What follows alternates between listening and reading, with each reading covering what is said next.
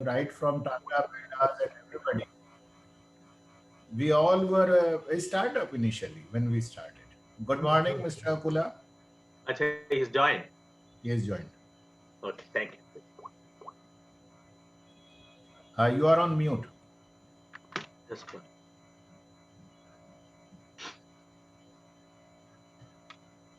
Good morning, all. Yeah, Good good Mr. morning. morning. Pramod, Mr. Pramod, you adjust your, laptop. Your picture is not visible clearly. Now, Still more. now. Now, Okay, sir, fine. Good. we are going Good. live. Just wait. Okay. One good move makes all the difference. The best way to predict future is to create it. Take a move. Create a future. Join Shobhit University. As a young citizen of India, armed with technology, knowledge, and love for my nation, with a vision of transforming India into a developed nation, I'm joining Shobhit University. What about you? Let's start. Very good morning to all the participants of the today's national webinar series on skill enhancement, Atmanirbhar Bharat.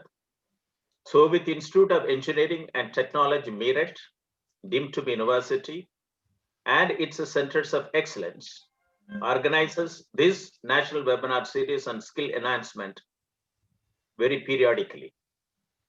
In association with Matrix, a management consultancy services limited, New Delhi.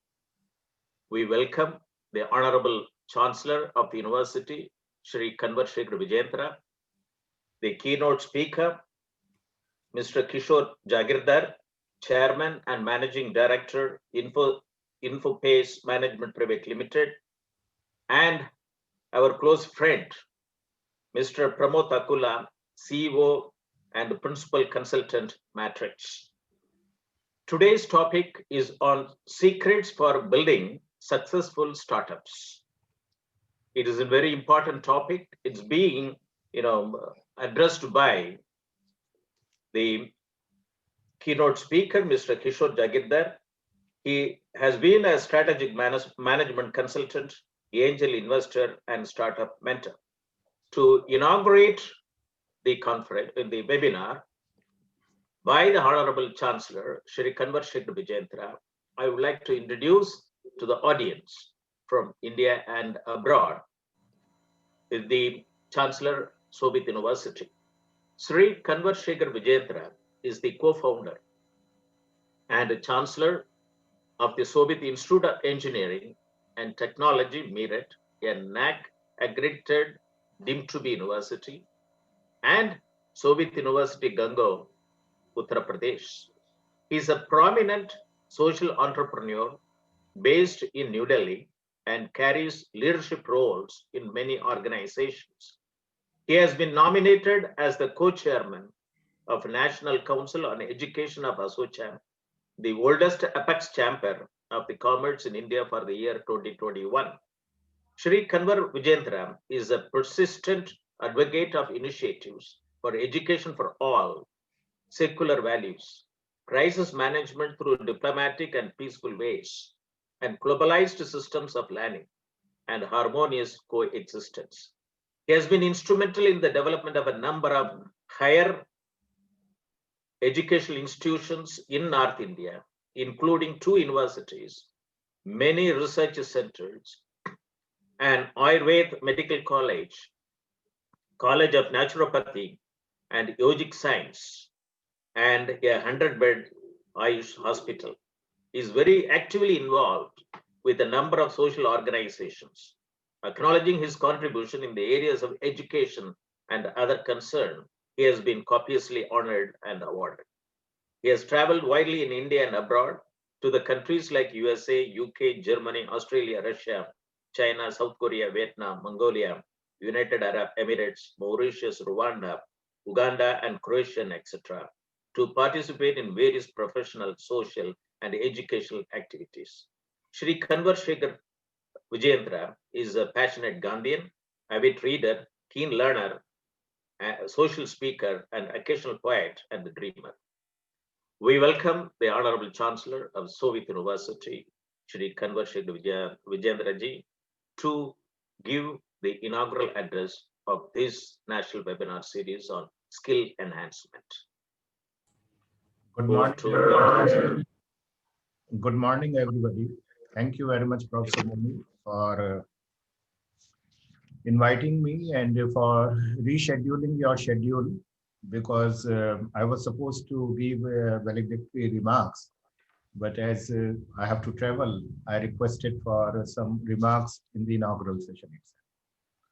So first of all, let me congratulate Shobhit University, its Center of Excellences, its ISDC, and Matrix for organizing a national webinar series on skill enhancement. When Honorable Prime Minister gave a call of Atmanirbhar Bharat, that time talking about skill enhancement of the youth is very important. The dream of having 5 trillion economy can only be fulfilled when skill enhancement will be there. And the topic of the day is secrets for building successful startups. We all are looking forward for that secret. And I am sure that Mr. Parmod Akula and Mr. Kishore Jagirdar, both the wonderful speakers as well as experienced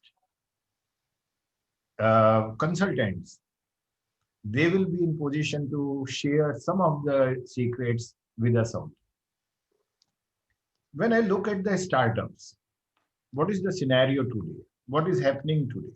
There are two things what I will like to see and what I will like to address.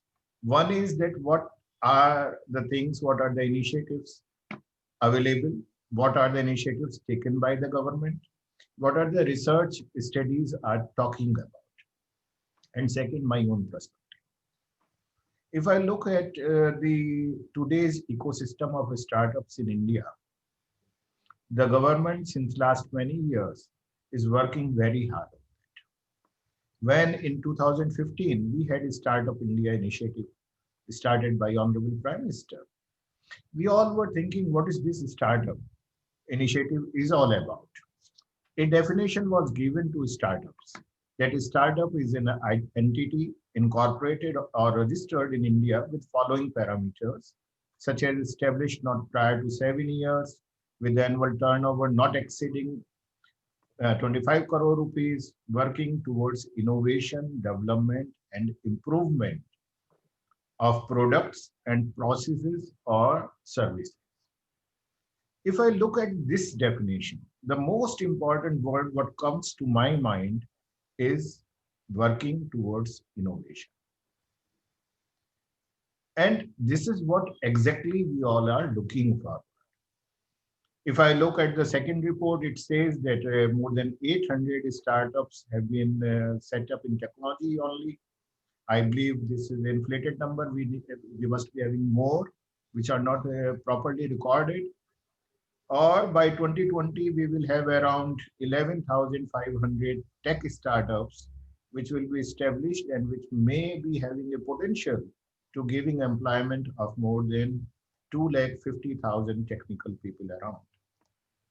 Right from the initiatives like Make in India, Digital India, Skill India, Stand Up India, so many initiatives have been taken by the government. And we compliment the government for all those initiatives. It must have helped a lot. A fund of 1,000 crore rupees has been established, like self-employment and talent utilization fund, SETU, by the government. And definitely these all initiatives are going to help the ecosystem of startups. Where is the pain actually? My pain is, which is I share with Professor Moni also, and it is his pain, which came to me also, that is that in agri-tech ecosystem, in agriculture, there are very few startups. When I look at the farmers sitting outside on the roads, when I look at the pain in the farmhouses or in agriculture fields, when I look at the resources available to us, but the produce and the possibilities, we are not able to gain the benefit out of that, then I personally feel that not only few lakh startups, we need more and more startups in every district. And I'm sure that today, when the secret of having a successful startup will be shared, it will help young entrepreneurs to do something in that area. I was looking at some reports, and some of the reports, like there was a report which speaks about 7 most common challenges faced by startups. One was competition, second was unrealistic expectation, third was hiring suitable candidates, fourth was partnering decision making, partnership decision making, then financial management, cyber security, and winning trust of customers. And there was again that faced by what are the biggest challenges faced by startup? One was insufficiency of talent, lack of risk taking, financing, management, recruitment, right mentorship, lack of marketing strategies, government's involvement, peer pressure, investment perspective. So these are the research studies, different studies I am talking about. One thing what I believe, one, we have to understand that this startup ecosystem is not something in silo which can work. It is a part of a larger ecosystem of this country. And I was talking to Mr. Jagirdar before we started live. I said we all had a startup when we started. However, there was no definition. I remember that in 1989 when we started, definitely we were not having that money, what a startup definition is talking about. We were not having a human resource, what the definition is talking about. And we had what we had. We had a passion, we had motivation, and we had inspiration. And I believe here the secret lies of any startup. Honorable Prime Minister was talking somewhere about industry and its success and how it can be. So he said that we should avoid the culture of ABCD if you want to be successful. I quote him here. A was avoid, B was bypass, C was confusions in decision making, and D was delay in taking decisions. So when we remove this culture of A, B, C, D, then a new road come ahead. And the road needs R is responsibility, O is ownership of your own dreams, A is accountability towards yourself, and D is discipline. I believe this is again one of the secret of having a wonderful start. When a lot of young boys and girls, they meet me, are students, otherwise budding entrepreneurs. And many times they ask me, so what we should do, I want to start something. So I always say two things to them. I always say you must be having an idea. Never go with a product to the market. So always I say, have sand in your hand. And sand is such wherever there will be a gap, your sand will indicate it. When you will throw that sand will indicate there is a gap. And where there is a gap, there is a possibility to have a start. There is a possibility to innovate. There is a possibility to start business. So one thing with the secret, what I share is have sand in your hand. Don't go with a fixed product, fixed mindset. Number two, what I always say, generally what happens that when we have an idea, we become stick to that. And I always say that in a vehicle, in a car, brakes are there. Generally, when we ask somebody, what is the use of these brakes? And people say that the use of this brake is to stop the car. And I always say that the use of this brake is to give you a confidence to have a speed of your car. Because you know that in emergency, you can have a brake and you can slow down. So it gives you a courage to speed up. And those brakes for startups are advisory boards. Many times what we feel that I have an idea, I will not share with anybody, I will not talk to people around, and I can do it alone. Have a team, have people to mentor yours. And those mentors may look initially like brakes.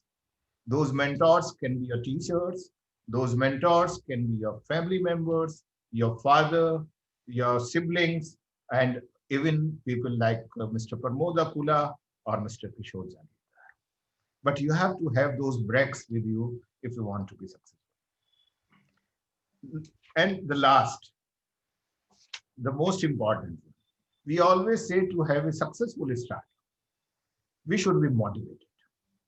So it reminds me of Bhagavad Gita. Because motivation is generally of two types. One is external motivation, one is internal motivation.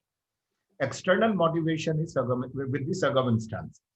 Okay, I found a gap, I am motivated to fill it. And suddenly what happened? Somebody else filled that gap before me, I am disappointed. It is just like that when Arjuna started, Arjun went to the battlefield. Initial motivation he had to go to the battlefield was what? To take revenge, to win the kingdom. He was working for his own rights. No, I have to take the rights. And suddenly when he went there, what happened? He realized, okay, my motivation is so myopic. They all are my family members. And why I should fight? I can leave everybody, I can become a sannyasi. And then Krishna gave him internal motivation. He said, you have not to fight for the kingdom. You have not to fight for the revenge. You have to fight for the dharma, for dharma. And suddenly that motivation, what was very myopic, it becomes an inspiration for a larger cause. For startups also, when we see the number of the failures many times, because generally that motivation is so myopic that we get confused. Have internal motivation, that you have to innovate something. You have to find a solution for the problems which society at large is facing. It is not a pain area, just you have to fill the gap. It is for larger society with larger perspective. It is not only for a small community, it is for the world at large. If that will be there, that your motivation becomes an inspiration, there is no way that you cannot be successful. And I'm happy that at Shobhit University, we are in process of establishing one SEIZ. I believe Professor Moni must have mentioned, I definitely mentioned to Mr. Akula when we met first time, that we started one International Skill Development Center. And that center we started when there was no NSDC. ISDC we established. The idea behind it was that, yes, we have to give the skill to the people, certify people, so that our youth can go global and work there. The same way nowadays we are working on one SEIZ. This is a skill entrepreneurship innovation zone. And the idea behind it is to give more and more startup opportunities to the young boys and girls and give them a confidence that yes, they can do it. And what is this SEIZ? Briefly, I will tell you. It is a concept when we are not using our own infrastructure in our campuses. We wish to allow youth from nearby villages, nearby area, schools, other institutions to come with their ideas and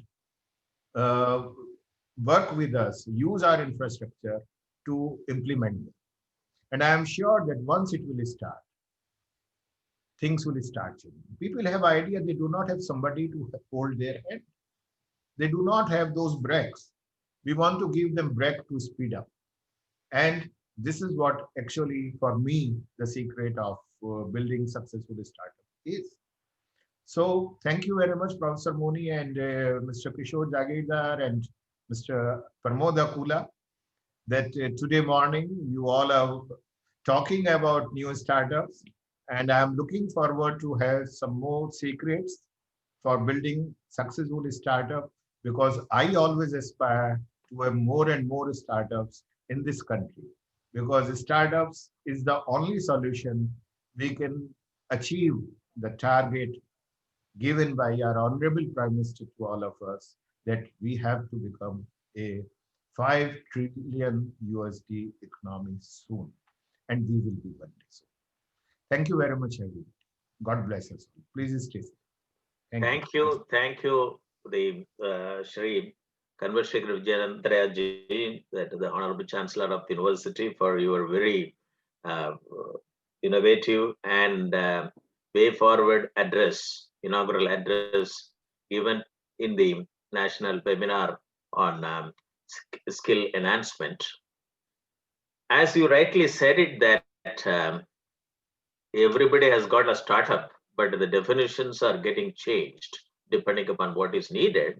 And you also very nicely said it that the startups today cannot function in silos, but it has to be aligned with the national economy and global economy. And you also very nicely said it that that giving time series analysis for the last 2 decades, and also motivated by giving the statement by the Honorable Prime Minister how to avoid the culture of ABCD, to have the road for way forward, how to be responsible, how to have ownership, and how to be accountable, and how to be disciplined. And also given these international view of the challenges, and also national view of the challenges by quoting 2 reports, important 2 reports. And these points are very much indeed to be looked into it, either by the mentors of the various startups, and also the policymakers and the managers. And I also would like to mention to the audience that and the speakers that in 2014 and 2014-15, it is the Shobhit University Meerut has organized a very important conference, international conference, on the theme bridging the development gaps in human resources for Digital India, Make in India, and Skill India programs of Government of India. This is the first university which has seen the importance of human resources development to meet the objectives of the national mission. Way back, as soon as these missions were announced, and it was an international conference, many NRIs participated, and from that day onwards, we have not looked back. We are marching ahead, with respect to the various objectives which we talked about then. Thank you very much, the Honorable Chancellor, for your very innovative and way forward address to the audience in the national webinar series. Thank you very much. And now I welcome Mr. Pramod Akula. He is a close friend of Shobhit University. His organization has signed an MOU with International Skill Development Center, ISDC, which the Honorable Chancellor said it. This was established in the Shobhit University even before the Government of India established National Skill Development Council. Mr. Pramod Akula is the CEO and the principal of Matrix, a management consultant services company, working in organizational development with strategy, project management, and leadership as its main focus. He has worked with large manufacturing industries in India, Europe, and Far East with great success. He is a leading consultant with Shobhit University ISDC. I welcome Mr. Pramod Akula to, give his address, in this national webinar series, skill enhancement. Mr. Pramod Akula, please unmute.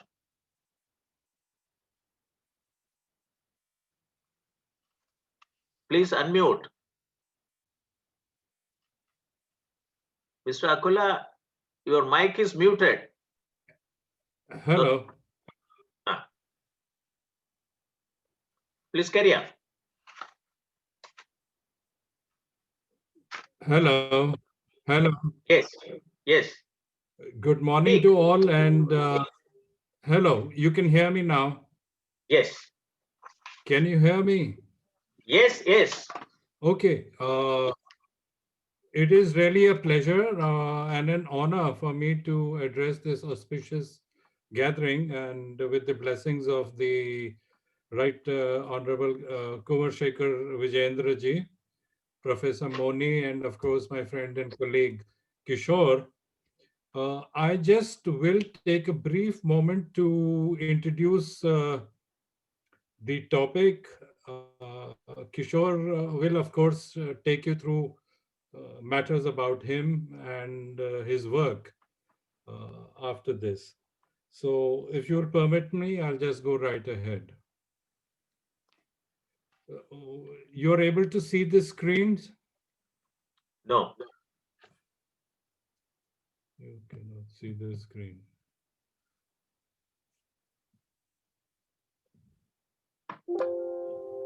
Yes, your screen is visible. Right. With this little setup, secrets for building successful startups, we have entered an area and phenomena which is unique not only to the world in general, but to the COVID period in specific, where resources are short and people need to create enterprises. So let me get on with it. And it is as the Honorable Chancellor said, India in the current state of its growth is a Bharat in which Atmanirbharta is a very important aspect. And we need to pay focus on this purely from the point of view that entrepreneurs and skills and innovation is going to take us forward. So we are fortunate. India is a breeding ground for cultural grassroots and frugal innovation. And if you add the population, you get a real exciting geography for startups, create scalable, repeatable business models. And at this point, it's good to talk a bit about ISDC, matrix, and infos. Just one, Mr. Pramod, your PowerPoint is not visible. Not visible to you? Yes. Is Mr. Kishore or Mr. Akhilesh, it's visible? No, sir, it's not visible. You share the share screen.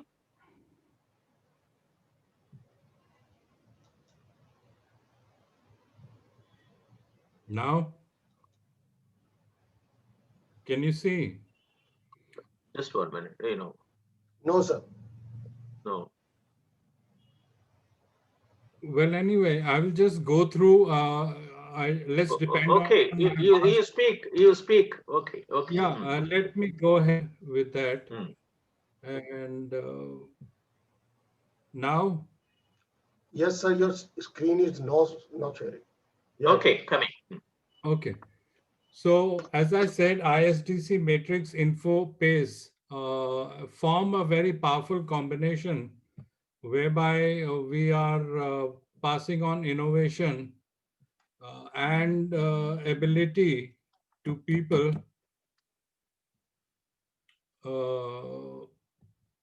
to get ahead in life with the fewest of resources and the maximum of benefit to society. So what are we? We are primarily a collaboration, and the before mentioned entities are working along with Shobhit University. Our areas of concern are in management, leadership, COVID era engagement, support, HR, and evaluation of employees for their fitment in business. We are creating a unique experience. That is what we are talking about when we speak about a startup. And it is essential to have a very clearly defined purpose as to fill the gaps where sand goes through, as the Honorable Chancellor has said. It's about locating the most suitable and exciting villages for developmentally inclined adventure sports. This is part of the area where I have several friends who are actually going down to villages, taking up villages and developing them through tourist traffic and diverting people there to work with the village and sort out their water issues. And it has become a whole pastime for a great number of the present generation and the past also. In our purpose, we must discuss and brainstorm what is the essential purpose, where is the sand going to fall through, and we must cross check what our instincts are. Oh, keeping this brand alive is about relaunching. You can fill in any gap. You can go into competition. If you think you can be a cab aggregator, do it better than Ola and Uber. Well, yes. The news is of today that Ola has actually opened an electronic scooter factory. So that's industrial collaboration. So it's added a new product. Now we can also look at things like very surprisingly, Chennai has got a great cuisine and a number of restaurants which different kinds of food with their connection to the east, because they're the closest point in India to the east of Asia. They have developed a great lot of cuisine. So we can think, if what doesn't sell in Delhi, we can sell it in Chennai. What doesn't sell in Noida, we can sell it in Bombay. So this is the prime focus. Now we can move also from Asia Pacific, where we've been used to Singapore, Malaysia primarily comes up. We can move to a very cash-rich economy like the USA. So do not limit oneself. That's the message. Uh, Always quality, zero error strategy. So make sure you do not become a Zomato where one video actually destroys your business. This takes me to the next point, which is important: depth of your B2B relationships. Now, you may not own any product, or you may create a product, but there is a whole marketplace where products are already available. And therefore, in a business to business scenario, let's take Make My Trip. Make My Trip offers airline tickets and has moved on to even hotel reservation. So don't stop, just keep looking. We have several national geographic, Google Earth, which where we can work with and advertise, which is important in our venture in the area of startups. You can work as an aggregator, I said, when the products are not your own. Uh, you can use someone else's products, but the history behind startups in India, there were 50,000 startups as counted in 2018. Now, I want to get rid of a possible thought process which says all startups must be technological startups. The other day, I came across a boy from a village who had invented a wooden fan, which was working very suitably, and he was recognized all across FB. That's where I saw it. But the truth is, the technology startups are 9,300, which have been recorded so far, and about 1,300 startups come up in last 1 year. Now, this people would easily say that the space is crowded. In fact, not. And therefore, this thing about having a purpose and to get your purpose right, your values in synchronicity with society is totally important. You have to advertise. There is no way we can get away with this. Startups are linked with IPL. I mean, I find a lot of mobile manufacturers, actually from Vivo onwards, invested in advertising with IPL. And if you point out a single factor which has boosted their business, it was this advertising with IPL. Today, we have Vedantu, which is working with KBC, and it has actually taken over the market from Byju's, which really is working with Disney and has fantastic videos for learning. But today, the market is with Vedantu. So please factor in advertising. Of course, Kishore ji will talk more about all of this. You must, and this is prime information, that you must have one unique offering when you begin. Later on, it doesn't matter if you're unique because your market is that big. So figure out being unique, but be flexible about your offerings in the future. I'll mention dining out by Zomato, which was a simple food delivery company. Now they have a concept of dining out. There's another company which has got on iPads, it has the whole, or on your mobile phone, you can actually see their menus. So you don't have to ask for a physical menu. So a lot of scope is there, even in the food area. Is advertising a risk or a necessity? Advertising is necessary to make inroads because if you do not advertise, the reach of your particular offering is not going to be fast and quick as you would like it. And to come down to what the government is offering, already use these facilities like Startup India, Stand Up India. These exist thanks to the government. Use these, register with MSME Ministry, Global Electronics Market. And today we are fixed with a farmer's crisis. The government has given them a national e-platform called eNAM. Now it remains how far it will be used, we have to see. But this should be a success because a farmer in Punjab can sell to Karnataka, can sell anywhere in India, which helps us all because it has crossed geographies and does away with a lot of cold storages and other things like that.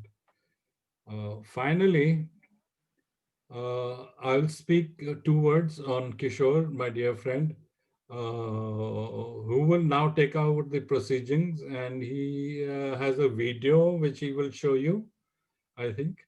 And he has mentored 100+ startups and financed 20+ companies. So he has immense experience on startups, and he will take you through a journey. And in future also, please do get back to us. Whenever you have a question, do it through ISD, and we would be happy to work with you. Wishing you all the best. Make it happen. It's like Nike said, just do it. So with those words, I will thank all of you for this brief moment, and hoping and looking forward to greater engagements with you in the future. Thank you very much. Thank you, Mr. Prabodh Akulaji. Right. And in your brief presentation today to the audience in the national webinar series on skill enhancement, as you used to, as you were today, you are, and you have come out with very important points. Can you come out from the, can you exit share screen, Mr. Pramod? Yes. Okay. And you have given a very lot, lot of examples, and also one important message which you have given to the startup, that get your purpose right, and it should be synced with society. And also said that if you cannot sell in Chennai, sell it in Far East countries. If you cannot sell it in Noida, you sell it in Mumbai, or sell it in Chennai. This distance marketing is very important. There is no point in looking into within the region. I always used to say that I come from southern part of Tamil Nadu, Kanyakumari district. In my district, we have about more than 25 varieties of banana. But those 25 varieties are not available in Delhi, but the farmers in Tamil Nadu wants to export banana to 1 or 2 varieties to US. India itself is about 29 countries of different culture, and we are not in a position to have a distance marketing in south to north and north to south and east to west and the whole mainland to the northeast. Lot of potentials. This is where the startups are more important. If the traditional people cannot think for for distance marketing, with a lot of middlemen and so on and so forth, with the digital digitalization intensifying, and it's very important. And I'm very happy that in India we got a stable internet connectivity. It's and with the Bharat net, every village, every gram panchayat, and also from gram panchayat to Wi-Fi hotspot, will have a stabilized internet bandwidth to undertake business activities. So it's very important, which you have very nicely said it, that at least you have your purpose right, and to begin with one unique offering. It is an important message which is from your talk today. And thank you very much, Mr. Pramod Akula, for your brief presentation. Now I would like to welcome our keynote speaker, Mr. Kishore Jagirdar. And Mr. Kishore Jagirdar is the he has a very nice profile.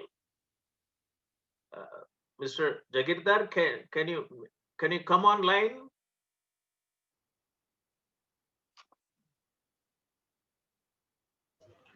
Connection is. Okay. Let him come on.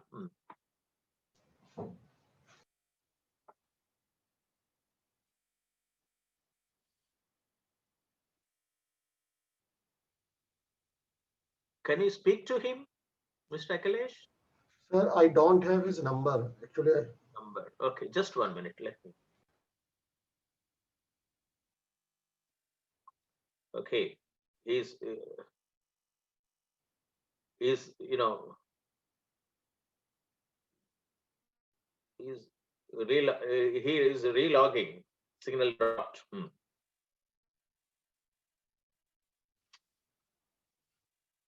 Can you give him to access? Hello, Mr. Akhilesh. Sir, he can access many times. Okay.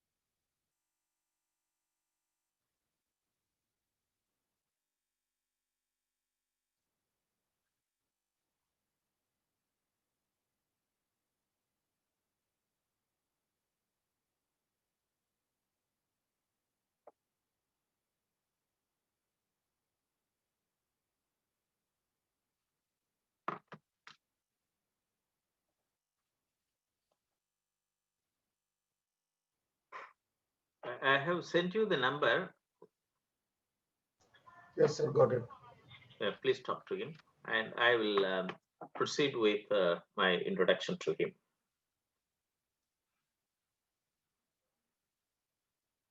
Mr.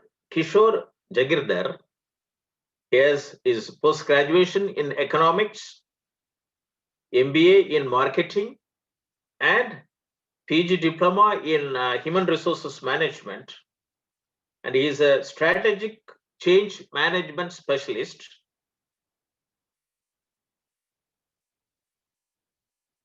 Entrepreneur and innovator, and co-founded InfoSpace Management Private Limited in 1999 to cater to SMEs with holistic support in management consulting.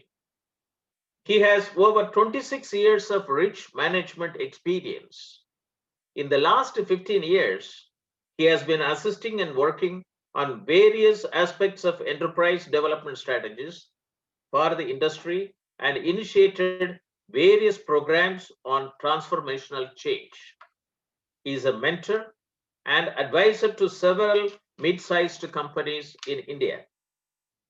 To name Microsoft, Tata Sky, Bharati Telesoft, KPMG, Larsen & Toubro, Spice Telecom, Tata Motors, Oracle, IndusInd Bank, HDFC ORG, Monsanto, Pepsi, Vodafone, Frito-Lay, TVS Group, Canon, IBM are some of the partial list of customers he has handled.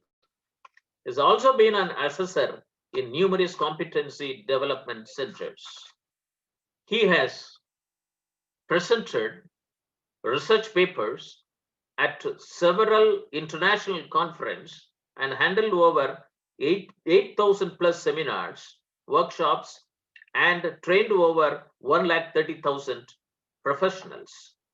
Mr. Kishore Jagirdar has led change management on business models, innovation, and organization climate in mergers, acquisition, and also for the government in energy sector. Mr. Jagirdar, can you put your video on?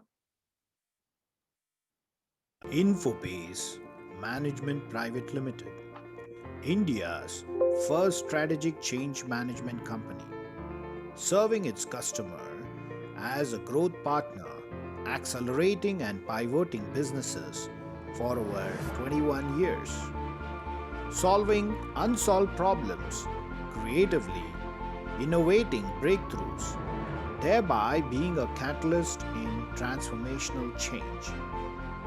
Our specialized services include strategic change management solutions, digital transformation, radical innovation, market access and readiness, enabling the entrepreneurial ecosystems, pivoting and repurposing businesses, data analytics solutions, strategic investments.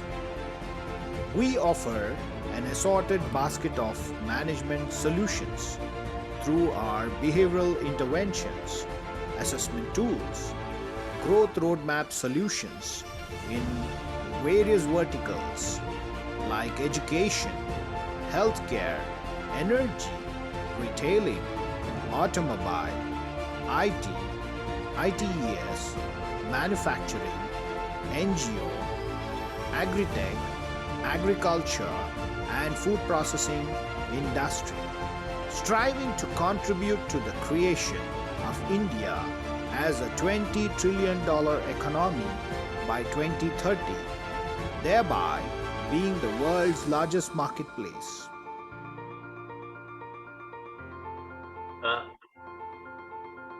Mr. Kishore, can you put your video on? Your video is not coming.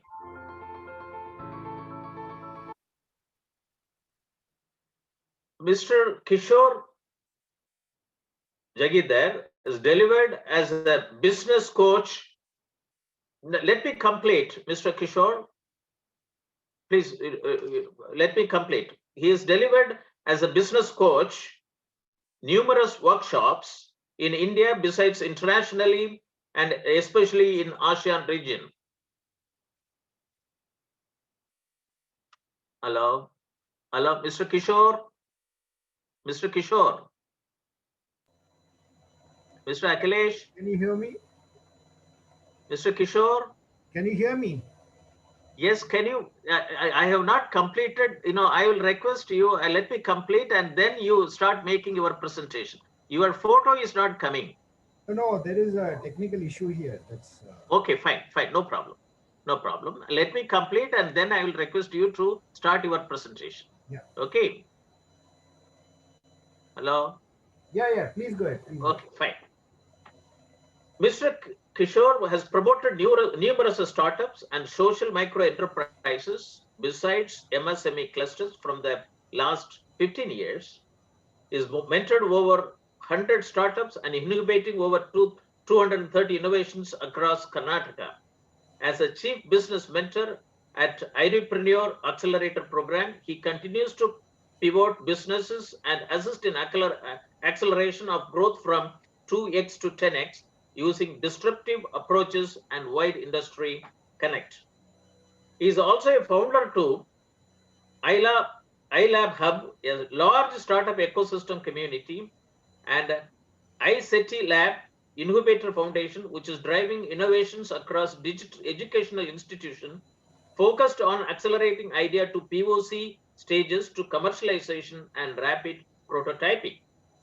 Mr. Kishore Jagidar comes with the deep experience in space of venture investment and debt finance. He is one of the trustees to the alternate investment fund vehicle as angel fund approved by SEBI, which is named as InfoWise Startup Catalyst with 30 crores. He is a member of National Startup Council, ASSOCHAM India in 2020. He was also Chairman Innovation Entrepreneurship Startups Committee ASSOCHAM of Karnataka Regional Council. Member Executive Board of India-Japan Global Partnership Summit 2011. Committee member of Innovation Initiatives. Chairman Startup and Entrepreneurship, IEEE PES core member, core team member IMA, part of the MSME Committee FICCI Karnataka 2018-19, mentor technology business incubator Reva Nest at Reva University, mentor and incubator EMET, a pan-India women entrepreneur organization, committee member Institutional Innovation Council under MHRD, Government of India at BIMSIT, partner and advisor to Atal Innovation Incubation under Niti Aayog, Board of Studies Management at Tumkur University, Chief Mentor Entrepreneur Startup Accelerator, founder of Vision Karnataka Foundation, a think tank and an aggregator of social impact solutions across Karnataka state. And he has got a lot of special qualities. He is enterprise development strategies, innovation, assessment center, competency resource mapping, strategic management, project management, strategic transformation leadership, change management, innovation, design thinking, thought leadership, entrepreneurship, business incubation, startup mentoring. He has got a lot of honors and awards. Business Leadership Award 2015, MSME Business Tycoon Award 2017, Asocham Karnataka Region, Paul Harris Fellow, Rotary International, Best Facilitator Pan India TVS Motors, Global Assessor for GSS STD Labs IBM, and the Principal Assessor for South India Mercedes Benz. Mr. Kishore Jagirdar, we welcome you to the national webinar on skill enhancement as a keynote speaker, and kindly address the audience with your keynote address. Mr. Kishore Jagirdar. Thank you, Over to you.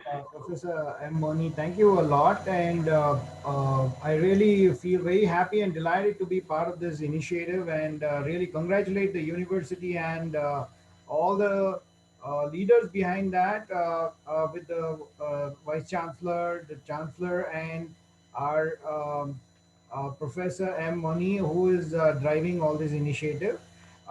And I will also like to thank Pramod Ji for inviting me out here.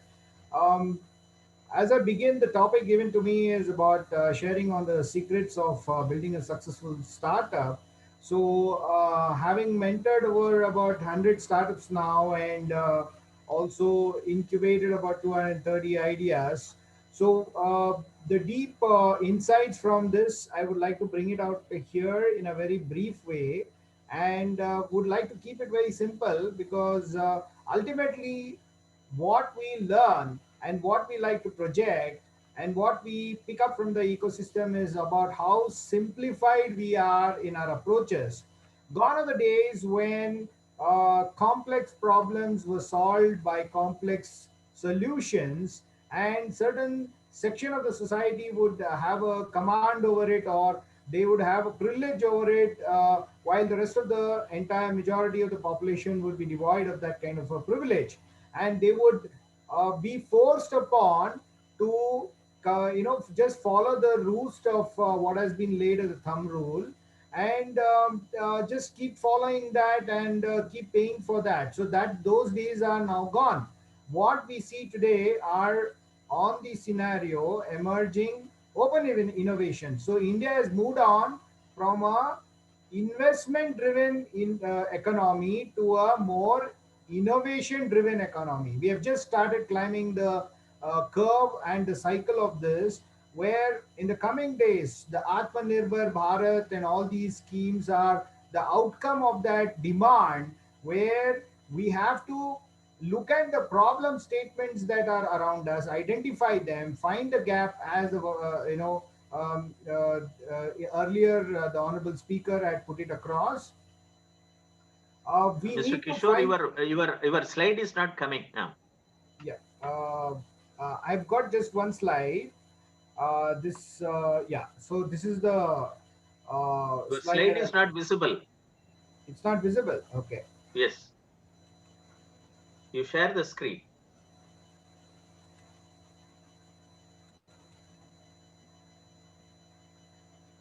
Okay. So, as mentioned earlier, uh, we are talking about finding out the gaps, looking at the problem statements, and now today they have coined this as design thinking, but this is already part of our ecosystem. We have been brought up in that environment where we are very design thinking in nature, in our way of approach towards life as Indians. We do not look at everything in piecemeal, or we do not look at things in fragment. We look at the whole ecosystem in a holistic way, and that is why we say Vasudeva Kutumbakam. That means everything is out here, everything is in the universe, so everything is like our home. So now if you go back and look at the festivals, and you look at all these celebrations that we have of life, you will find a lot of significance of these kinds of innovations and behaviors that we see. Like for example, you are aware of people putting the rangoli. The rangoli is all about the geometry, the arithmetics, all put into a beautiful way of learning in an activity-driven, passion, where the geometry, the theorem, the trigonometry, all these are transferred in terms of the design, you see. And the design actually holds all the equations and the mathematical capability of a person. It awakens, it invokes.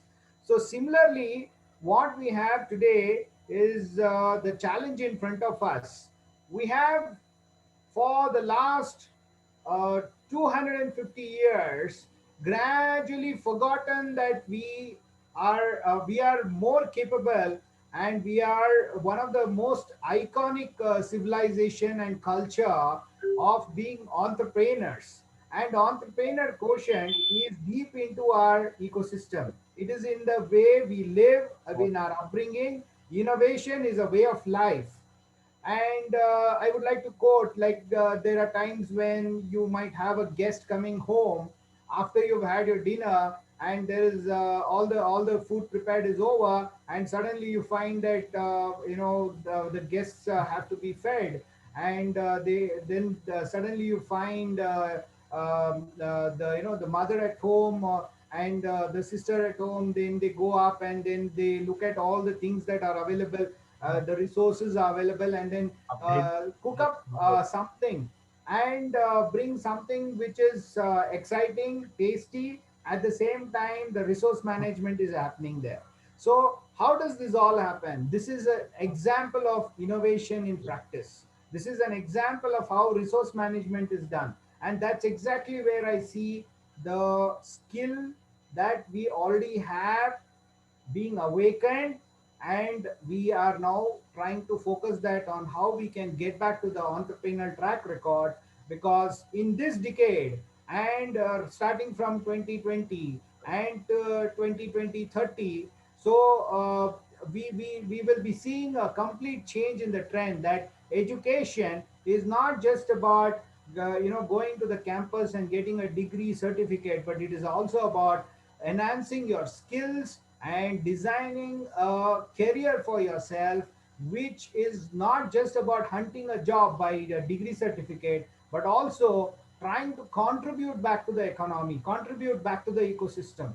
And that contribution comes with what you are, and not simply following what is a fashion statement, where everybody following IT industry for the last 10 years, everyone jumped into IT industry. And now you will see a completely different scenario, where people are creating their own trends, their own design of how career has to shape up. So there are people who are now just your seniors, maybe people who are just 1 or 2 years ahead of you, are taking up 3 to 4 careers in their lifetime right now. And they're very, very excited, very happy about it, because it gives a lot of expression, self expression, scope for enhancing the skills. And now, my dear friends, I would like to focus on the skills, the life skills, as well as the hard skills that you would require to make venture successful.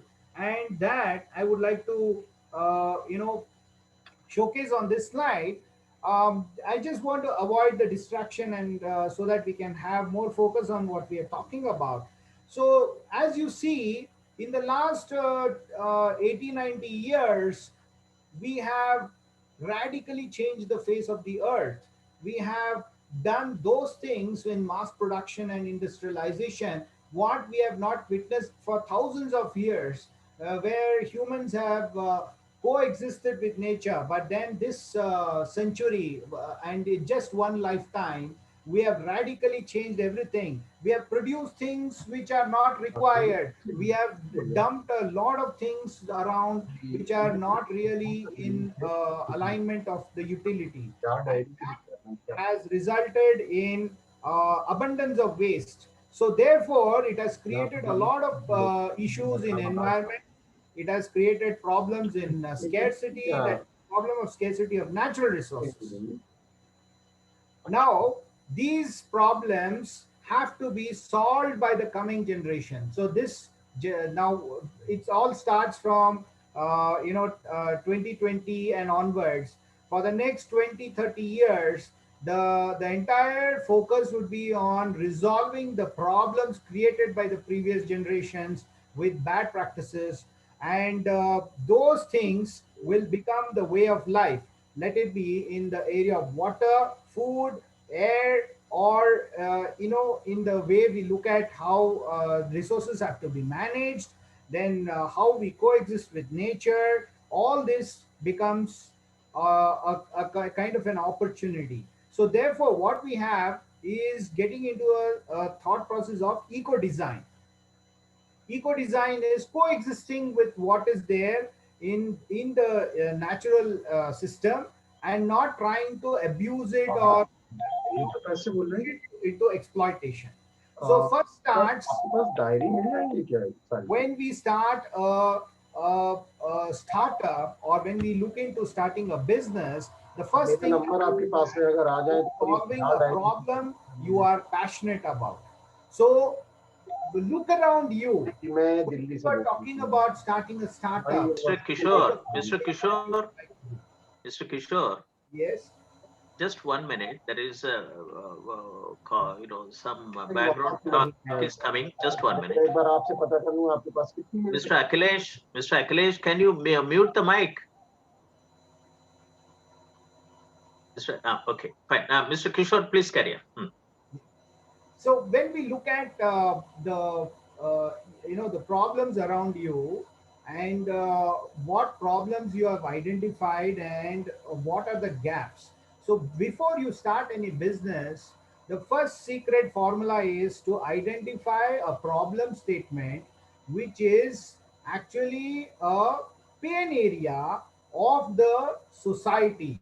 The pain, how deep it is, that defines how much engagement that people will have with you. So if it is just a small problem, and if it can be solved within the next 1 or 2 years, then that is not something that you need to pick for a business. What you need to pick for a business is something that is deep, and it's a thing that needs to be solved over the next spread of say 5 to 6 years, and that should be taken as an idea. And what you will do towards that in trying to make the problem solved with simple solution, not complex solution, but simple solution which can be replicated, which can be scaled up, and it can be easily understood. So that is something that you need to look at when you look at a problem and you want to solve it. So the gap in the society, which is it is a very deep rooted problem, and that problem you take and you try to solve it. So that's the first step. So does your passion go into it completely? Do you really feel excited about it? Do you feel that you're doing a great stuff, and you feel your self-expression is coming out in abundance out there, where you enjoy doing what you do? And when people feel that you have solved their problem, the joy that comes out of that makes you feel excited, and then you're in the right place. So therefore, the first formula to start a business venture is all about solving a problem and making it a very simple solution, which people feel that they need it, and they are willing to take it, and also they are willing to pay you for that. So now comes the next step, validation. So what do you mean by validation? That means whatever problem you are trying to solve, and whatever that solution you are coming up with, is it acceptable by the people on a larger scale? If 1 or 2 people say it's a great idea and they are happy about it, but the rest of the population says they don't accept it, then there is something wrong. So therefore we need to look at how many people are the target audience, or the people whom you are trying to solve the problem for, in the village or in the social surrounding, or in a in a particular apartment or in a particular colony or particular industry, are they willing to see it as a solution? Are they willing to accept it? Are they willing to be part of the implementation of the solution? That gives you the validation. That is the first step to give validation. Second validation comes when they are willing to pay for it. So therefore, it's very important to know that if the problem solution is there and people are willing to embrace it and they're willing to pay for it, that gives you the encouragement that you are on the right track. Now comes the next step as to deciding on how you will fund your business. Now, here, this is something very tricky, my dear friends. This is a formula that you need to understand. If you really have solved a pain in the community or in the society where people feel that what you're doing is right and what you're saying is right, and they really feel that you are doing with authenticity, then what happens is most of the time your first set of customers, they themselves become your investors. You get my point? So if they are very happy with you, they themselves will come forward, they will give in terms of advance, or they will give the commitment towards the payment. So they automatically, they themselves become the first set of investors that you can bank on. And this is the breakthrough that you need to look at, because when you are looking at raising the fund, what is most important is to see that where is the money going to come for supporting your business idea. So now in the current economy, with so much of encouragement given by the current government, that funding is easily available with so many grants and so many funding options available. You don't have any problem on sourcing the fund. It is about which fund is the right fund for your kind of idea. That is the most critical part here. Now, most of the people think that if you have a business and you have a business plan, putting and writing down the business plan, first thing is after putting down the business plan, your job is to go and hunt for funding as to who will fund this idea. So this was the kind of psychology that we saw in the couple of last few years. But in 2020 and 2019, this has gradually changed. What today we see is not about raising funding for a business idea even before the business starts, but to see how sustainable the idea is, how long the customer is willing to repeatedly come back to you. That means that defines your business is on the right track. It defines how strong the idea is. So therefore, when you are looking at funding, whether will you go in the bootstrap approach. Bootstrap means whether you will put it from your own pocket or raise it from your friends and well-wishers, family members. That's called bootstrap. Now, if you're talking about raising the money through the various government schemes, there are, like, for example, the Mudra schemes, which gives you without any collateral funding from 50,000 to about 10 lakhs to then 1 crore. So these are non-collateral investments that you can pick up, or the financial solutions you can pick up. Now, if you are taking that route, or you go to somebody who is an angel investor and says that I will fund you and I believe in your idea and I will support you from the start level. So at a very early stage, you go and tie up with that funding. So it all depends upon what your product and service is, what your idea is, and based on that, how you source the funding. Now, the best method, which I would say as a secret formula, is to create a business plan with an idea which is validated by the target customers, and the customers themselves become your investors by giving you advance. That is the most appropriate way to create a everlasting startup which will be sustainable and which can go on a sustainable ground right from the beginning, because you are solving the problem, getting paid for it, and then you keep on doing that repeatedly again and again, and you expand. So that is the way to grow organically. That's the best method to grow organically. Now, though the funding option is available to us in today's scenario, never like before, because during the time, let's say even 5 years ago, if you want to raise money for your business, it was always like a very big task, because you need to take up a collateral, you have to pledge some collateral. Against that, you will get funding, and that itself used to take so much of effort that the business idea itself is used to be sidelined or neglected or even killed. So therefore, today that is not the scenario. In the last 2 years, that scenario has changed.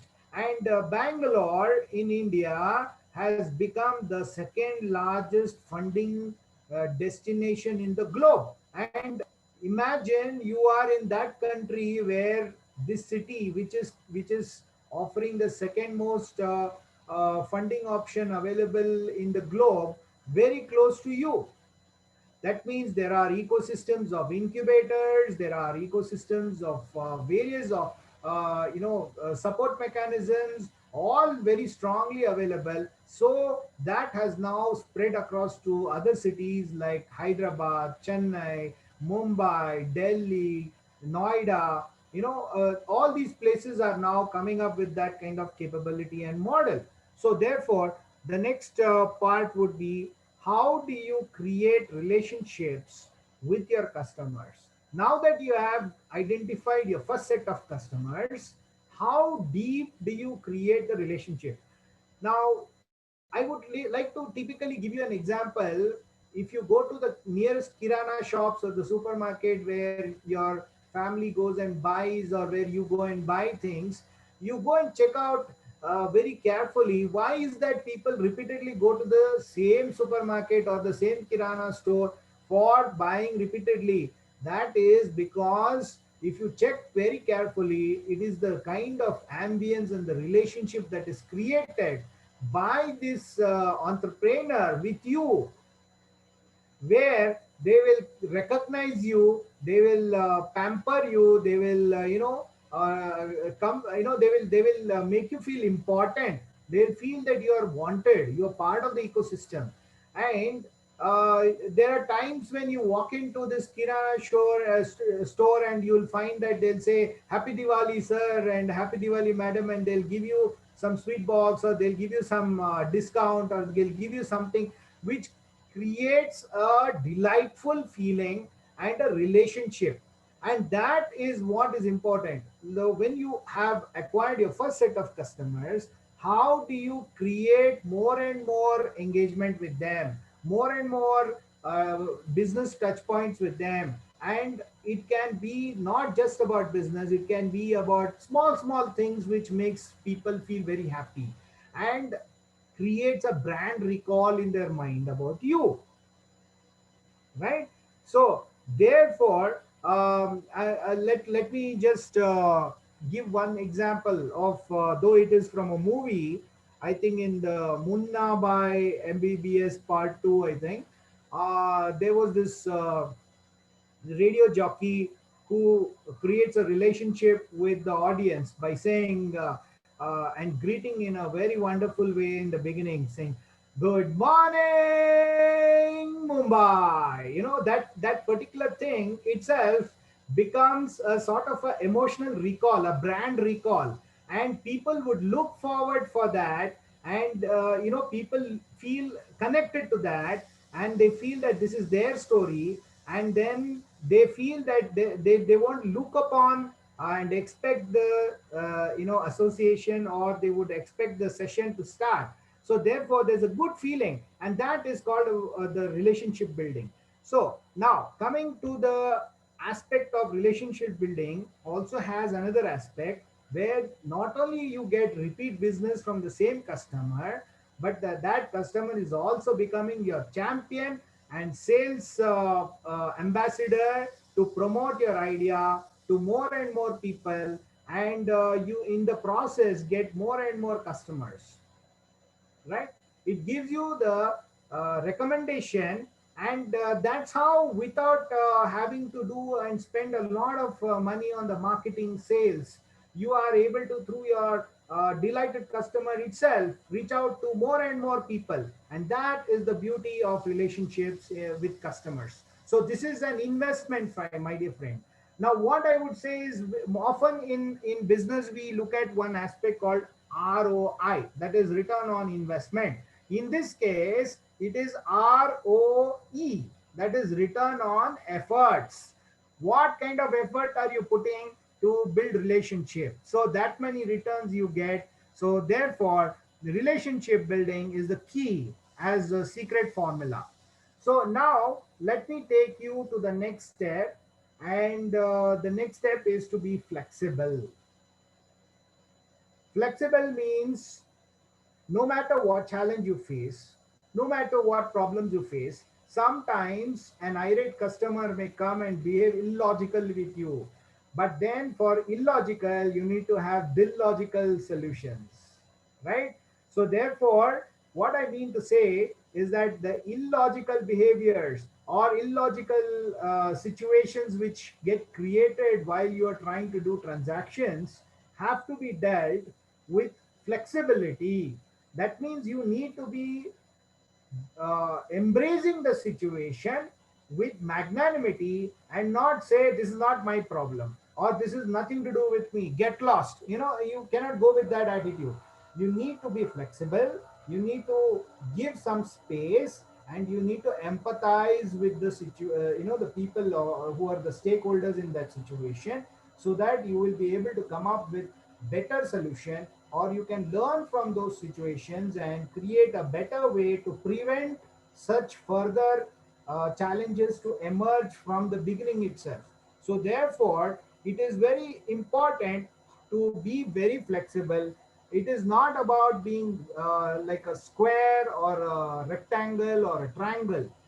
You need to be like a ball who will roll in all situations. Now, if you say you're a square or a rectangle or a triangle, what happens? You get a push, but you move a little and then you stop.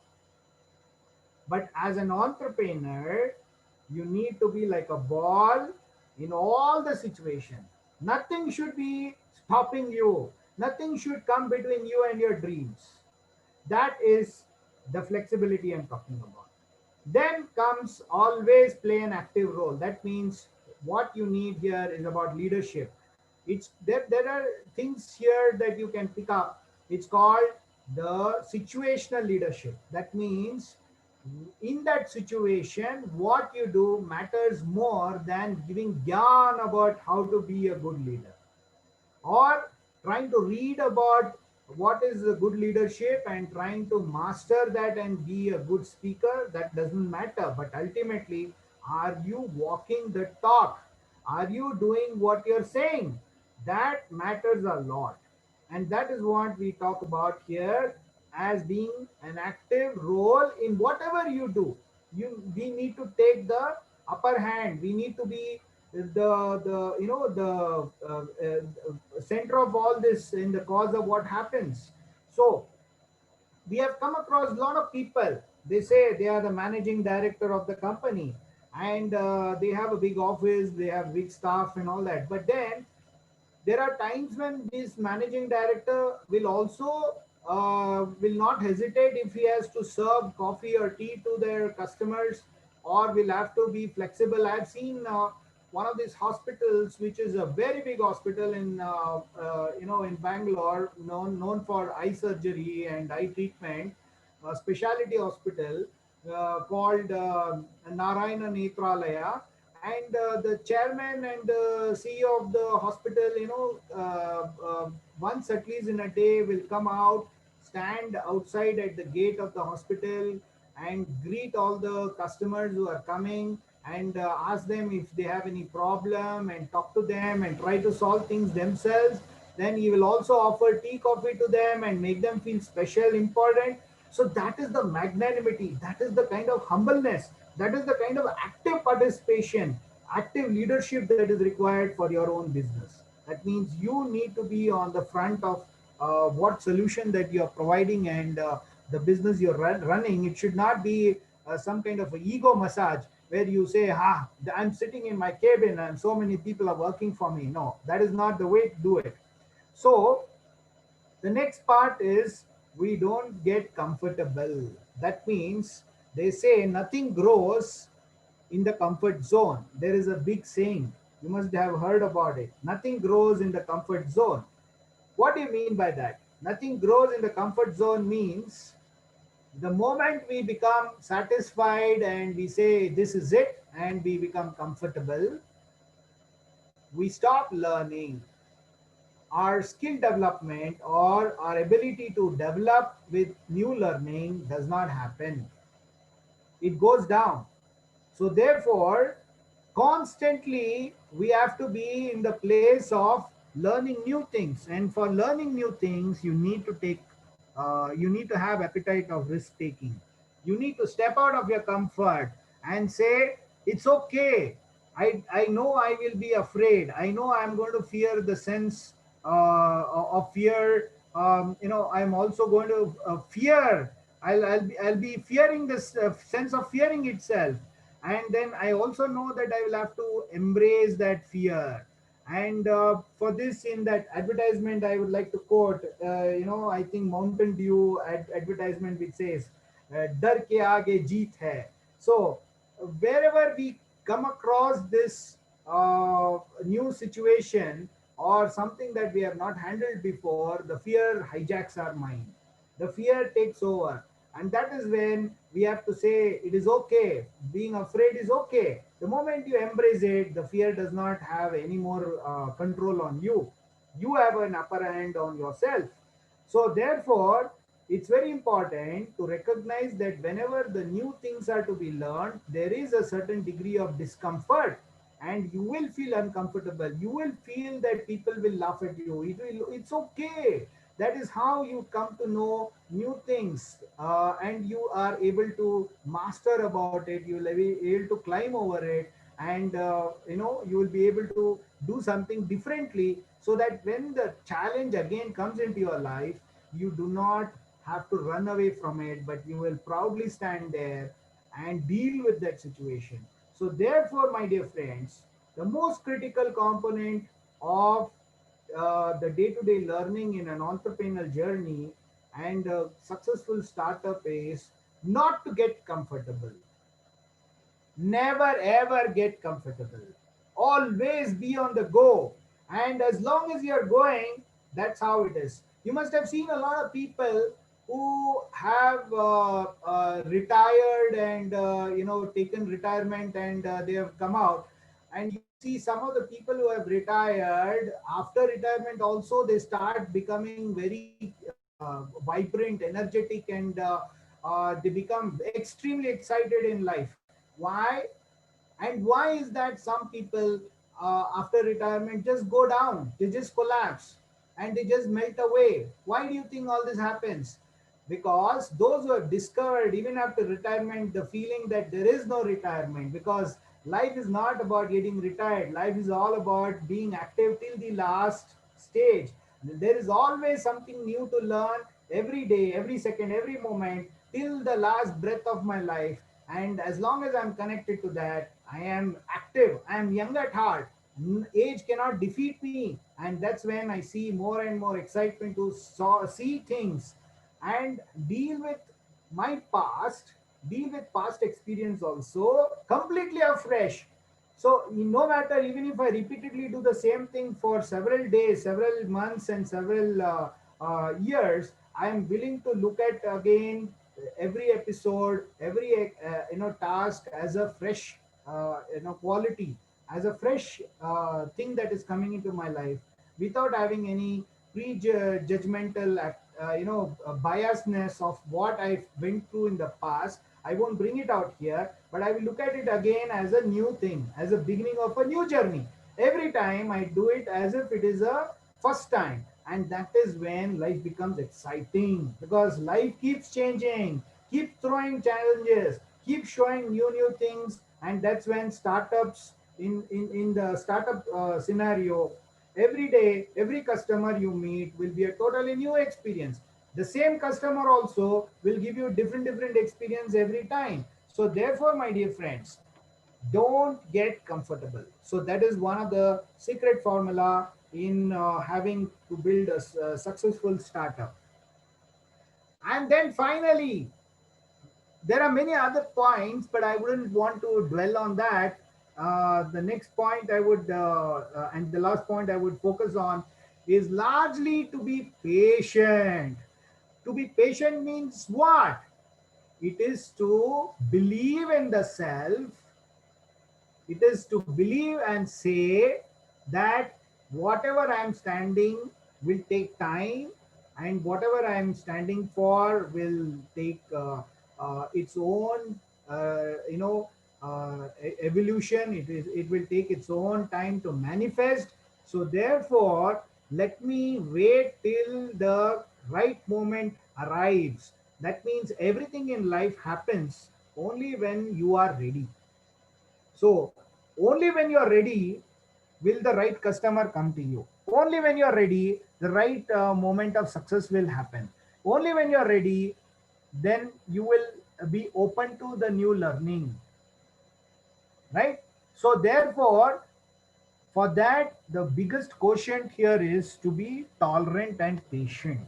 So when you are patient, you are not getting agitated, you are not becoming restless, you are not becoming impatient on the things that are happening around you. You will allow things to make it work at its own pace, and you will lovingly go with it till the time it will produce results. So even the fruits will take its own time to ripen, flowers will take its own time, the flower will bloom only when it is ready to bloom. It cannot bloom because you want it to bloom, right? So the same way, patience is a very important ingredient in the success story of creating a startup. This may not be described in your MBA book, or it may not be in your MBA curriculum or academic curriculum, but then it is something that you need to pick up as a skill, as a way of life. Adapt to that, and then you see the wonderful mechanism of nature showing you all the wonderful things, and you will be able to appreciate it. And that's when you start appreciating the small things. You are in the right direction of being a successful entrepreneur, and your startup is anyway designed to be successful. So the design, the rangoli of success is already being designed by you. So therefore, my dear friends, at the end of the day, all these things that I just spoke about defines how great your idea will rise, how scalable it is, how great it is to be replicated. All that depends upon these quotient. And finally, how successful you are will completely depend upon how you define this story. So in the coming days, what I see at this point of time in history, the whole world is looking at India, with India being the largest youth population in the world. The whole world is looking at India to show the way. And the people of India are looking at you, my dear friends, to lead the way. This is a moment that has come after a long time.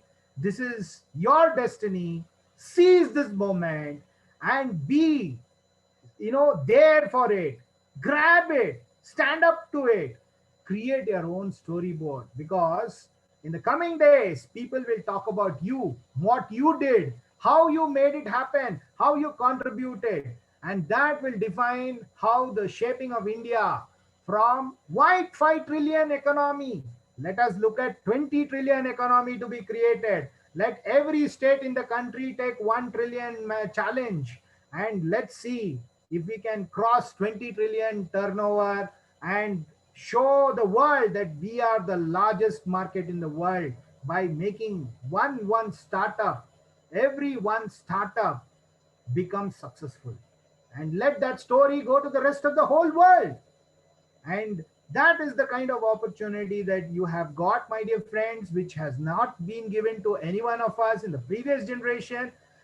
This is something that is available to you. So the whole the universe is out there trying to assist you to be successful.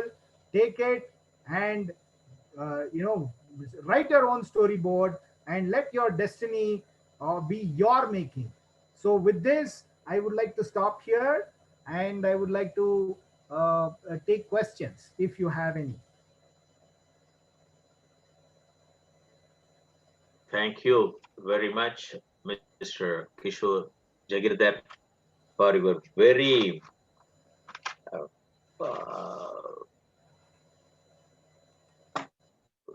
grassroots level innovative approach for to build successful startups. Can you come out from the, can you stop sharing? Can you come out? Hello, hello, Kishore. Mr. Akhilesh, can you enlarge the screen? It's already enlarged, sir. I think there is but some you know, technical issue. I have- The camera okay, fine. compatible. Okay, fine, no problem, no problem. And Mr. Mr. Kishore, thank you very much. Even though you very nicely said it in your 7-8 formula, which you spelled it out very correctly. Just 1 minute.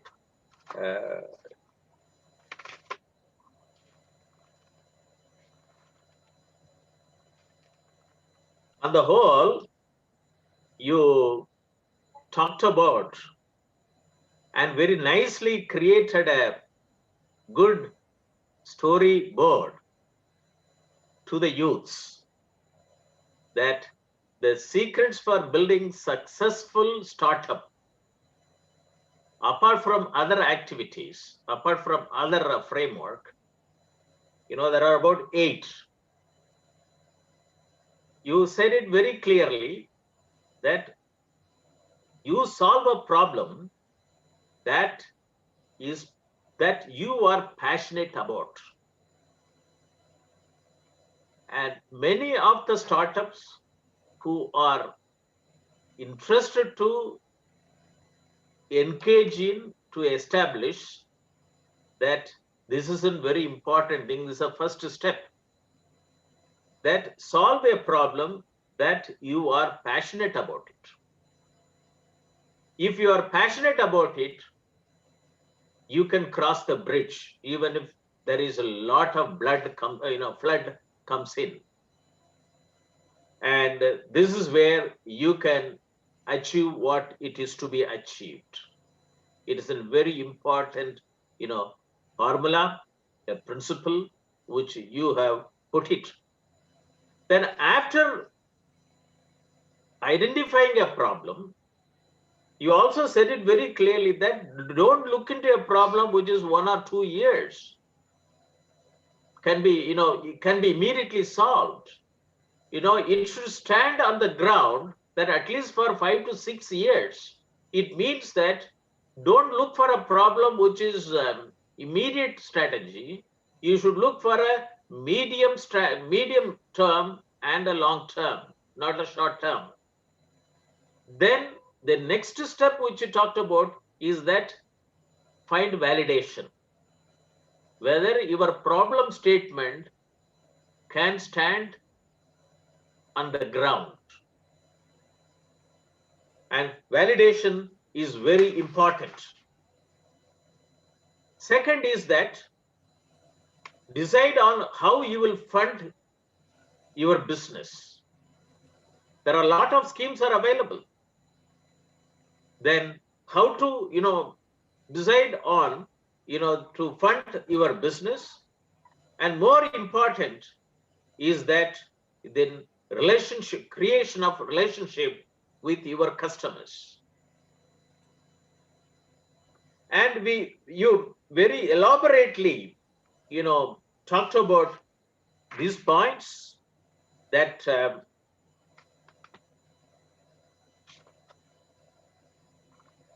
that, in a very layman's language that everybody can understand, that the, create relationship with your customers. You also given an example of Kirana store, and you also given a very important slogan, good morning, slogan, which is being, which not, it, by quoting and, very successful, Hindi film. You said it that, which I would like to reiterate that it is no more an investment driven economy. It is an innovation driven economy. And you also given that Bangalore is the second largest destination in the globe. It has got a complete ecosystem architecture, and now it is moving towards to other metros in the country, namely Mumbai, Noida, Hyderabad, Chennai, and so on and so forth. And then you also very nicely cautioned that be flexible, and it is no more a return on investment, it is a return on effort in building relationship. Be flexible, whatever may be the situations. You should be like a ball. You cannot be like a square.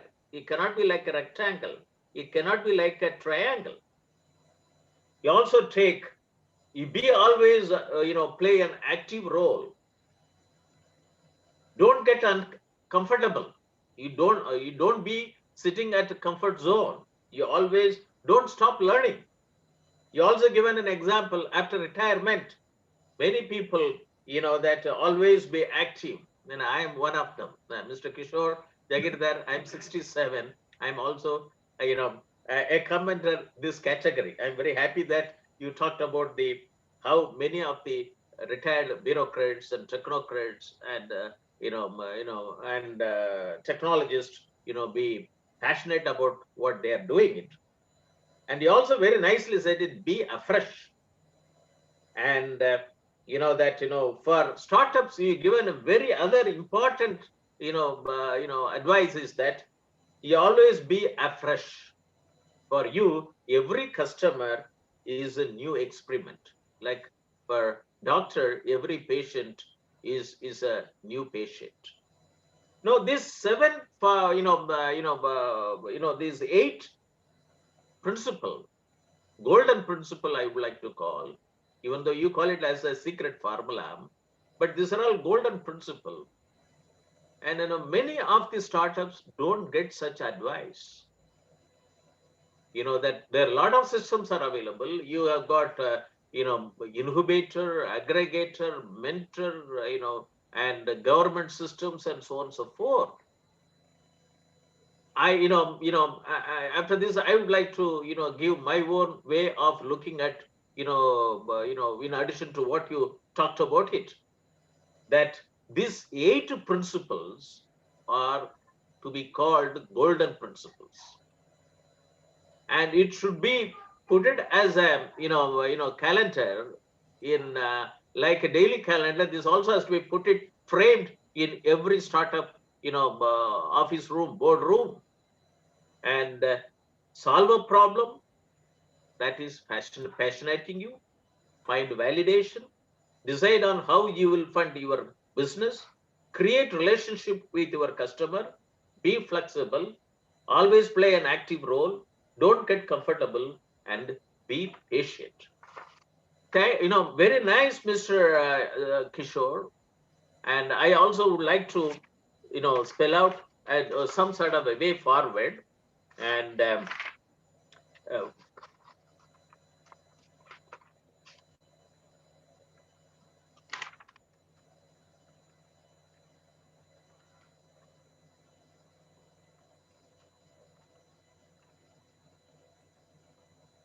our Honorable Chancellor, in his inaugural address, he has listed out and very important points, and that is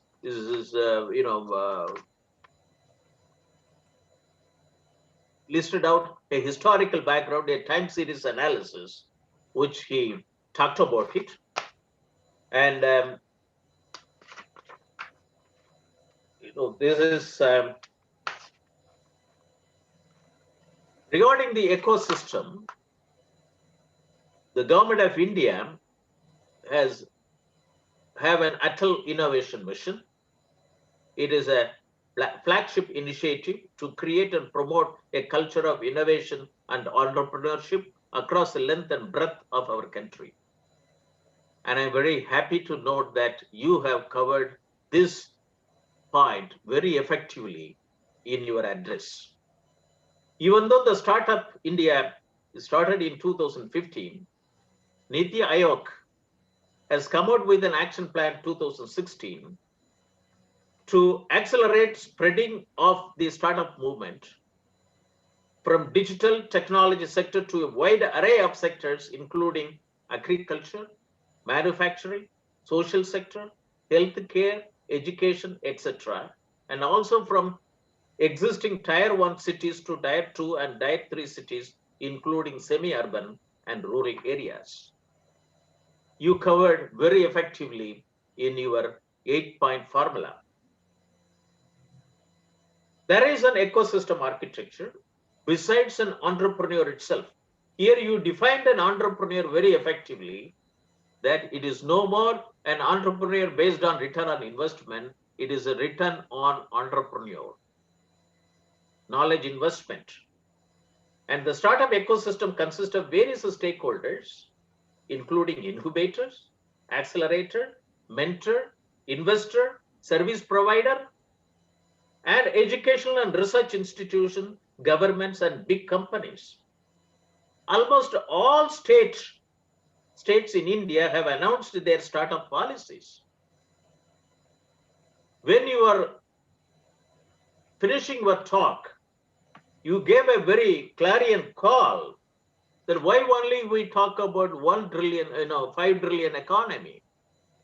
It should be that every state should have a policy, have an ambition to get into 1 trillion economy. So we should have 30 trillion economy. That's what we should show to the world. Don't stop at 5 trillion. And this can, for which, startups can become the base. That is more important. And so, since all the states in India have announced their startup policies, and 1 trillion economy from every state is more important and an average. Then, talked about definitions, and the Chancellor also talked about various initiatives like Make in India, Digital India, Skill India, and Startup India, Mudra Yojana, and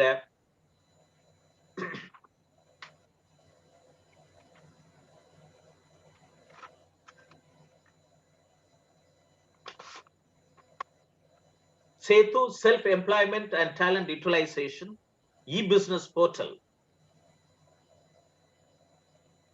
And also another important point is that Indian government has reduced the royalty tax paid by business and startup firms from 25% to 10%. I would like to, give some thought process that when you talked about, that a 30 trillion economy we should, hope for, we should have that, the limit. Then you take the agri-tech startups. The agri-tech startups, which for years have coexisted with the traditional ecosystem, suddenly discovered that they are very essential, and the pandemic helped to catalyze a shift across the agriculture economy away from traditional, informal, and analog markets towards innovative, formal, and digital ones. Leveraging 4G connectivity and rising smartphone penetration, agri-tech entrepreneurs built farmers' problems, P2B agri-marketplace, rural fintech businesses, and farm-to-consumer brands. But this dynamic ecosystem represented only a small part of Indian agriculture and reached less than 20% of Indian farmers. The doubling the farmers' income by 2022 committee report 2018, which has come out under the chairmanship of Dr. Ashok Dalwai, it talks about 7 mission mode projects in digital bringing in digital technology in agriculture. These 7 mission mode projects and the recent pronouncement of agricultural reform bills can generate at least one agri startup in every gram panchayat. It means that it can give to the country a minimum 2.25 lakhs agri-tech startups using digital technology in the country to help 14 crore farmers. So this will be a very big, step with the agriculture reform bills and with the ecosystem architecture which is available in the country, and also the digital platform economy which is emerging. The young rural agri startups can take advantages to establish agri-tech startup with the 8 golden principle which Mr. Kishore Jagirdar talked about it. Emerging agri-tech startups, rise of B2B platform with marketplaces, emergence of farm-to-consumer brands, adoption of precision agriculture, and creation of e-markets. The Chancellor talked about the common challenges faced by startups internationally, and also he talked about nationally. Startups do not exist in silos, but are part of the broader economy. Startups and small medium enterprises are the backbone of the European society, accounting for 67.1% of the total employment. One of the main common challenges for startups is the product development. While lean product development approach has been proved effective in bigger companies, very few works was done related to the SME and particularly to startup. And lean product development is the business opportunity of the century for startups. Shobhit Institute of Engineering and Technology, Meerut, has organized an international conference on the theme Bridging the Development Gaps in Human Resources for Digital India, Make in India and Skill India programs of Government of India. And this conference was intended to develop necessary human resources for synergizing these missions at village level. The DFI 2022 mission mode programs, digitalized value chain for about 400 agriculture commodities, may facilitate formation, as I rightly said it, even 2.25 lakhs agri startup. Atmanirbhar Bharat, Modi's 5 I's to make India self-reliant economy. And these startups can follow the path of vocal for local to make it global, a demand-based economy which is self-producing and self-consuming. And the rise of platform economy in the digital world will facilitate the startups in a very effective manner. And it is very important that will the startups be part of platform economy? Mr. Pramod Akula, in his knowledge sharing, he talked very effectively that, look for distance marketing in the country. And if we put together the points which I've talked about in the inaugural address by the Chancellor and Mr. Pramod Akula and Mr. Kishore Jagirdar, it gives some sort of a way forward for the startups to establish and strengthen the startup as a part of digital platform economy to inform the whole world that India is a country which has to be, seen as a land of startups with 3 trillion economy generated by 30 trillion economy generated by 2030. I thank the keynote speaker, Mr. Kishore Jagidar, Mr. Pramod Akulla is our good friend and associated with the university, and the Honorable Chancellor, Shri Kanwar Shekhar Vijayendra, for your participation and addressing to the audience in this very important national webinar series on skill enhancement for empowerment of startups and rural youth. Mr. Kishore Jagidar, I would like to have your final comments on the today's program. Mr. Kishore Jagidar, if you're on. Mr. Kishore? I would really thank for this wonderful initiative being created at a time which is very crucial because we are waking up in the COVID as a completely new reality as a country. That we have about 47 million youth surplus right now, which is beyond the jobs available in the market, and I think. The only way we can engage such a huge youthful population with so much of energy, hope, and with no corruption of the past.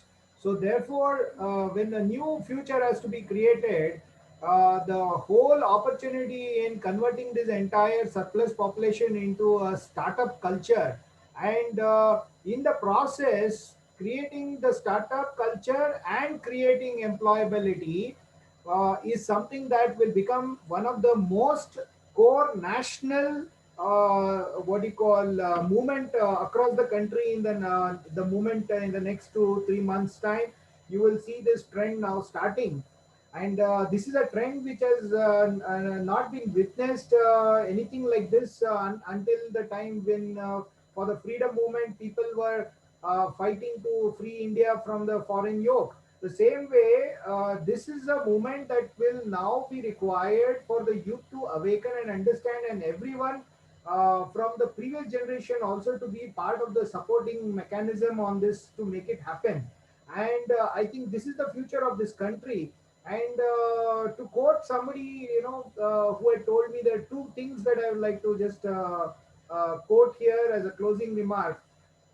In one of the sessions in Japan, I met across this very popular and famous personality, the Sadhguru from Isha Foundation. He just quoted that India is like a beehive, and in this beehive, when you go, you look at all the bees buzzing around, and there is a chaos kind of a feeling that you get when you go closer to the beehive. But then as you go deeper and deeper and you start moving into the beehive, you will see that everything has a pattern and an order, and everything is working with its own law and universal acceptance. Similarly, India overall, as the largest democracy, there is a lot of chaos on the surface.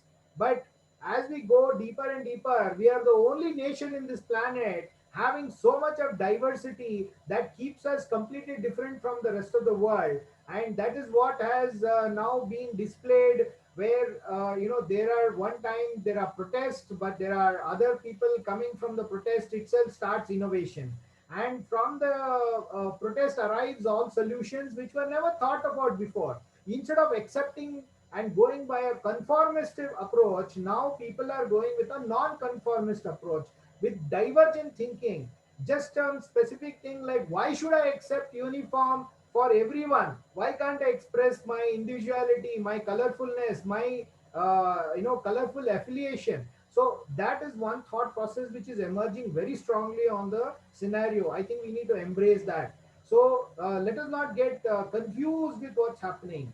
And then the second part is about the current generation woke up in a digital economy.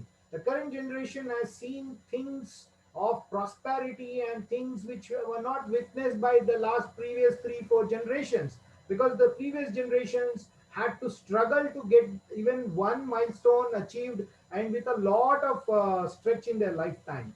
So therefore, this generation has the power to create a future which is disconnected to the past, but yet it needs a deep rooted wisdom. It is not just by winning the game by intelligence, by deep rooted wisdom, and that wisdom will come from the previous generations. So I think there is this quote that there was a fire in a film theater, and the audience, as soon as they realized that there is fire, everyone ran off, and except for two people. One was a blind and one was a person who was lame, who couldn't walk. So both could not follow the crowd.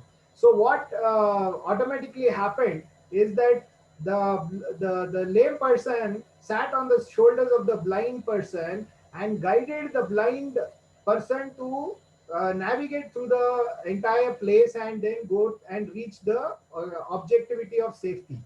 So, in short, what I would like to say, the youth of today do not have the wisdom of the struggle and also the experience of the past.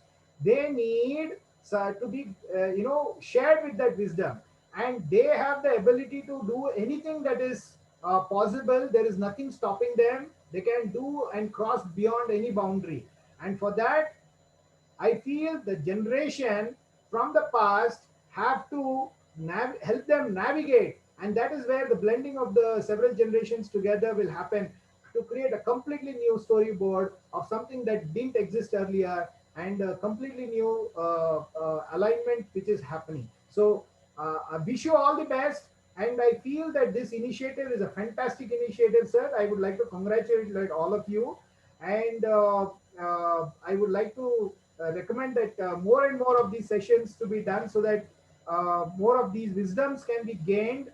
Intelligence is abundantly available, but wisdom is what is required to win the war in the coming years. We need wisdom, not intelligence, which is anyway abundantly available.